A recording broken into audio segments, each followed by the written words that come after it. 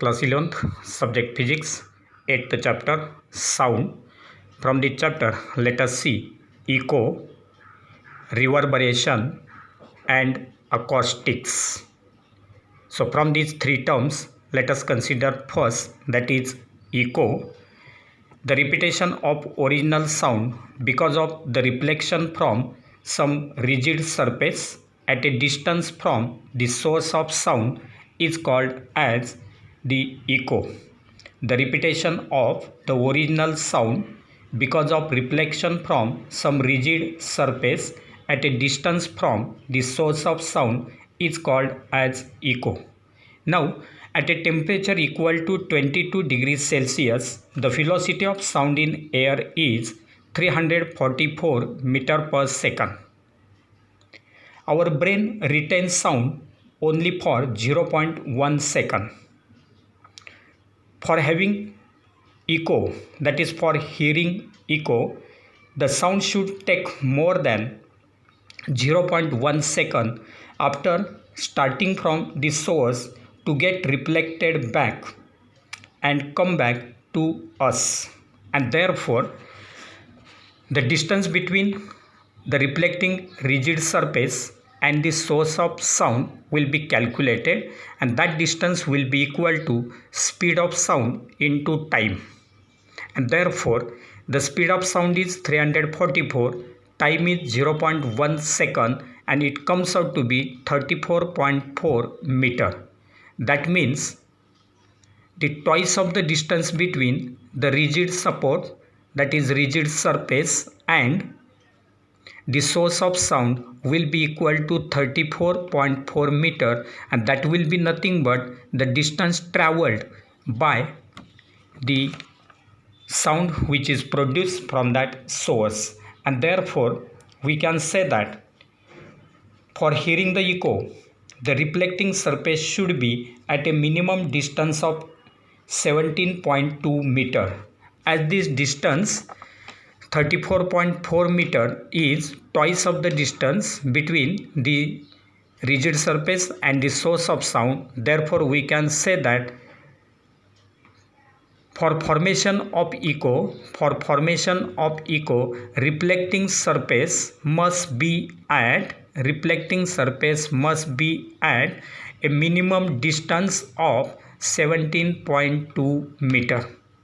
So distance between the source of sound and that rigid surface must be equal to minimum 17.2 meter. Then and then only the echo will be formed.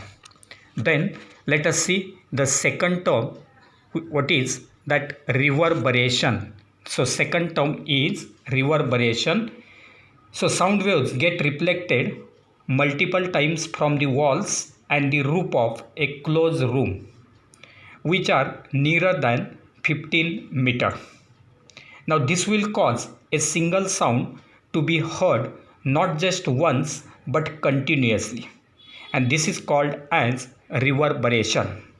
So sound waves get reflected multiple times from the walls and the roof of the closed room, which are nearer than 15 meter.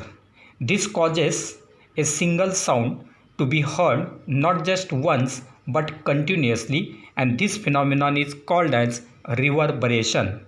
Now it is the persistence of sound after the source has switched off, and as a result of repeated reflection from the walls, ceilings, and other surfaces. Now the reverberation characteristics are important in the design of concert halls as well as theaters. So this concept of reverberation is useful in the construction of the concert hall as well as theaters. Now reverberation can be decreased by making the walls and roofs rough and by using the curtains in the hall to avoid the reflection of sound. Then chairs and wall surfaces are covered with sound absorbing materials. Similarly, porous cardboard sheets, then perforated acoustic tiles, similarly gypsum boards, thick curtains, etc. of the ceiling and at the walls. At the ceiling and the walls, these materials will be useful in order to reduce the reverberation. So reverberation can be reduced by these different ways, and it will be more convenient to reduce the reverberation. Now let us see next one, and that will be the third point, which is acoustics.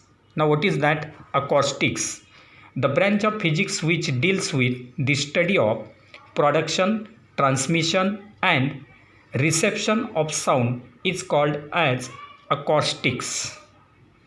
The branch of physics which deals with the study of production, then transmission and reception of sound is called as acoustics. This is used in the construction of theatres and auditoriums. So theatres and auditoriums will be constructed by using the concept of these acoustics. For proper acoustics in auditorium, some of the conditions must be satisfied, and therefore let us see the conditions for proper acoustics.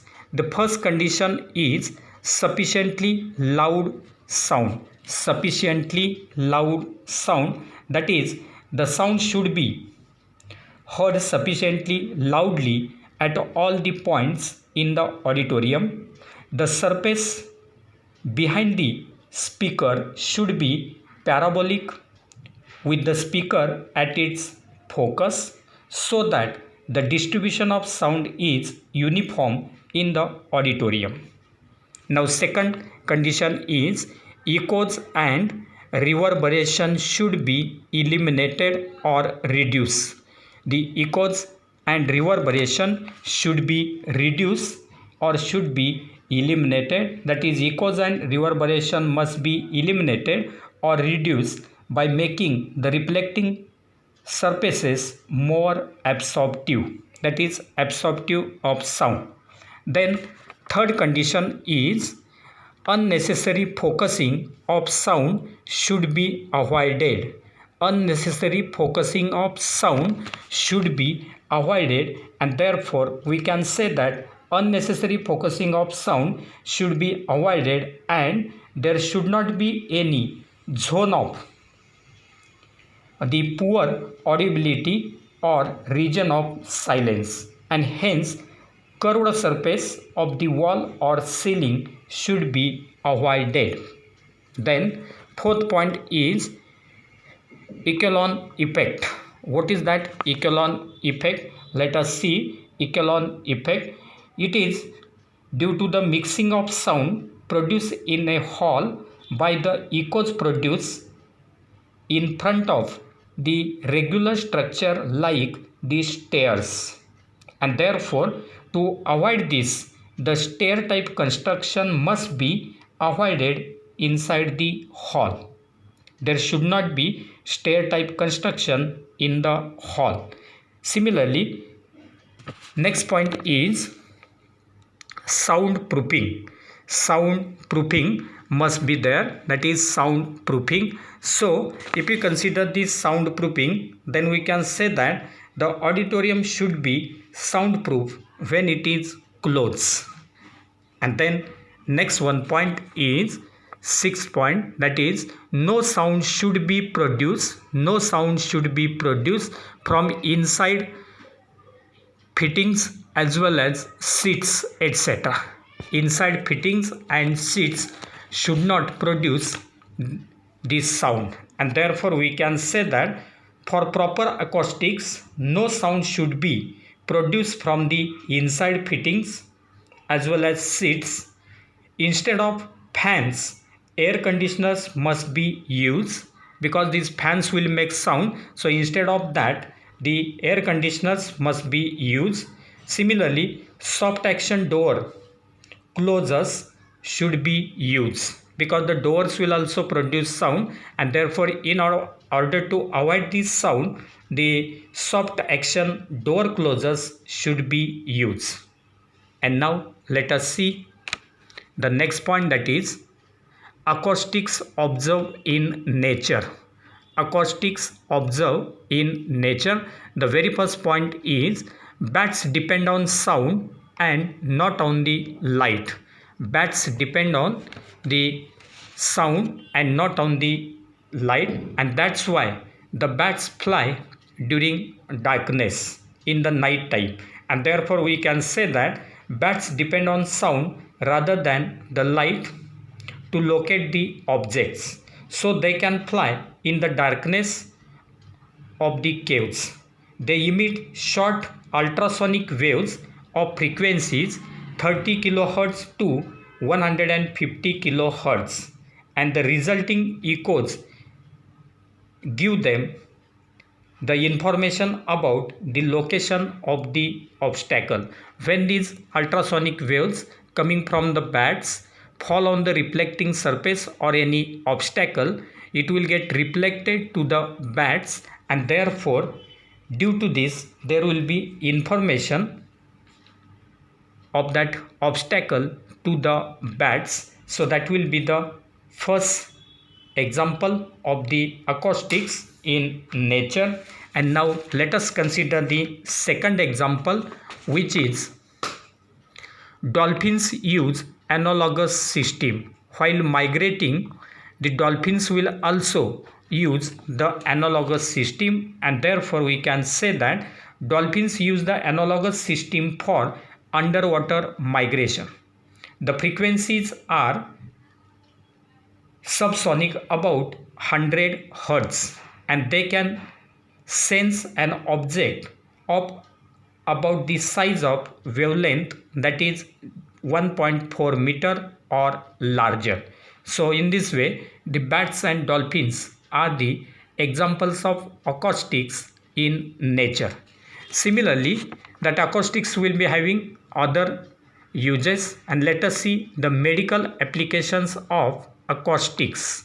Medical applications of acoustics. First one is to split the kidney stone. So for splitting of kidney stone, this principle of acoustics will be used. So in this process, the shock waves are high pressure, high amplitude waves. The shock waves are high pressure, high amplitude waves which are used to split the stones into smaller pieces without any surgery, and therefore in case of splitting of stone, the principle of acoustics will be used. Similarly, second use will be for ultrasonic imaging. For ultrasonic imaging, this principle of acoustics will be used, that is the reflection of ultrasonic waves from regions in the interior of our body is used for the ultrasonic imaging. Similarly, third use is in the treatment of certain type of cancer. In the treatment of certain type of cancer, this principle of acoustics will be used, and hence we can say that at very high power level, the ultrasound is selective destroyer of the pathological tissues in the treatment of certain type of cancer. Not all the type, but certain cancer will be treated with the help of this principle of acoustics. And then we will go for next point, that is some other applications, that is other than nature as well as medical applications. What are the other applications of acoustics? So other applications are, first one, that is SONAR. SONAR. So in case of SONAR, that is sonar, the principle of acoustics will be used. So in this case, it is used in the system used to measure the motion and the position of underwater objects, and the system is known as SONAR, that is sound navigation and ranging. sound, navigation and ranging. So if you consider the submarine, so in case of submarine, this system will be useful. So sound, navigation and ranging. So while driving the ships in the ocean, this principle of acoustics will be used there. Then second is noise control. For controlling of noise, the principle of acoustics will be used, that is, it is used for controlling noise. And then third one will be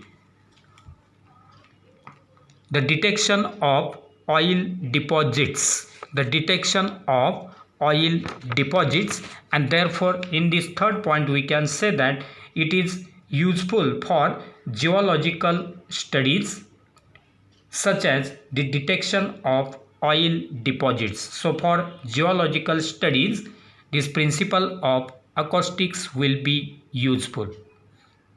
And now let us see next point, that is qualities of sound. So if you consider sound, there are three main qualities of sound, and these are: first one is pitch, second is timbre or sound quality, and third is loudness. Now all these terms will be explained in short. Let us consider first one, that is pitch. Now it represents the sharpness or shrillness of the sound. So the sharpness or shrillness of the sound will be described with the help of the term pitch. And if the frequency of sound is increased, then there is increase in the pitch and we feel the sound to be sharper. If the frequency of the sound is increased, then there will be increase in the pitch of the sound. That means we will feel the sound to be sharper. A high pitch sound need not be louder. A high pitch sound need not be louder. That means all the louder sounds will not be having larger pitch. Now the second is timbre or sound quality. Timbre or sound quality. The quality of sound of any sound, instrument depends upon the mixture of tones and overtones in the sound generated by that instrument. So due to the mixing of tones and overtones generated by the instrument, the quality of sound of any sound instrument will depend. And therefore the quality of our sound, if you consider our sound, then the quality of our sound is different in the morning and the evening. So throughout the day, the quality or timbre of our sound does not remain constant. It will be different during morning and evening. Then the quality of sound is affected by the cold and cough suffering. If any person is suffering due to cold or cough, at that time the quality of sound will get changed. And now let us see third one, that is loudness. So in order to explain this loudness, we will have to consider the intensity of sound, and therefore intensity of sound is directly proportional to square of amplitude of the sound wave. The intensity of sound is directly proportional to square of amplitude of the sound wave, and therefore if intensity is more, if the intensity of sound is more, the loudness will be more. And the human response to intensity is not linear. So the response to the intensity by human being is not linear. So that will be regarding the qualities of sound.